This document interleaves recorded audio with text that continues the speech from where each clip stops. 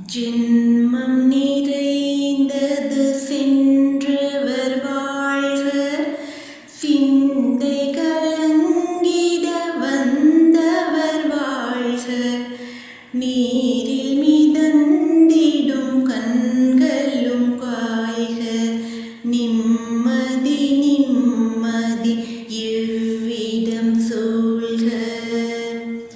ஜனனமும் பூமியில் புதியது இல்லை, மரணத்தை போல் ஒரு பழையதும் இல்லை.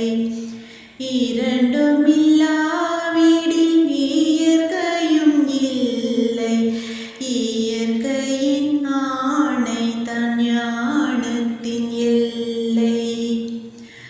பாசமுலாவிய கண்களும் எங்கே, பாய்ந்து துளாவிய கைகளும் எங்கே, தேசமலாவிய கால்களும் எங்கே, தீ உண்டதென்றது சாம்பலும் எங்கே.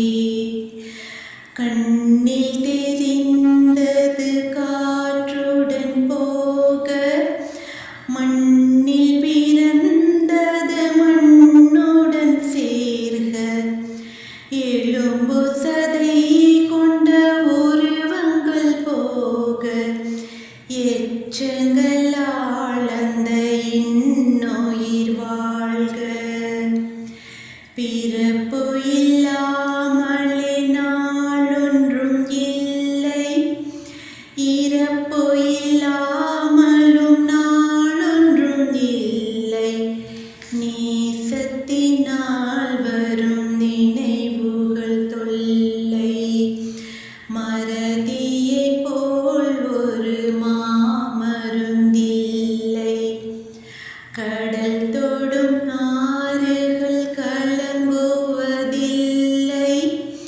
தரை தொடும் தாரைகள் அழுவதும் இல்லை. நதி மழை போன்றதே விதி என்று கண்டும், மதி கொண்ட மானுடர் மயங்குவதென்ன. மரணத்தினால் சில கோபங்கள் தீரும், மரணத்தினால் சில சாபங்கள் தீரும். வேதம் சொல்லாததை மரணங்கள் கூறும், விதை ஒன்று வீழ்ந்திடின் செடி வந்து சேரும். பூமிக்கு நாம் ஒரு யாத்திரை வந்தோம், யாத்திரை தீரும் முன் நித்திரை கொண்டோம். நித்திரை போவது நியதி என்றாலும், யாத்திரை என்பது தொடர்கதையாகும்.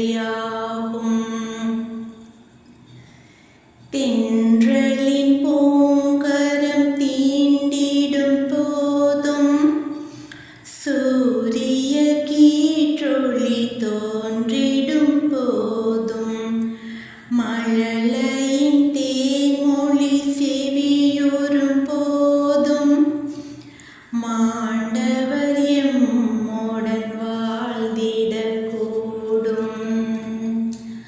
மாண்டவர் சுவாசங்கள் காற்றுடன் சேர்க, தூயவர் கண்ணொளி சூரியன் சேர்க.